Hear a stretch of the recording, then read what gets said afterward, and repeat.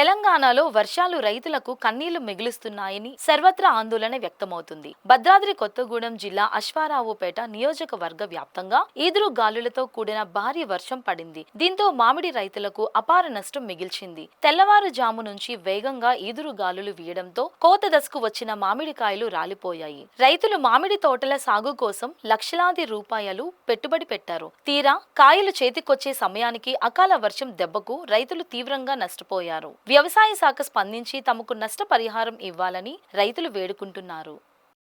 మాది భద్రాద్రి కొత్తగూడెం జిల్లా దమ్మపేట మండలం దమ్మపేట గ్రామ కాపురస్తుండి. నేను చిన్నపాటి రైతుని.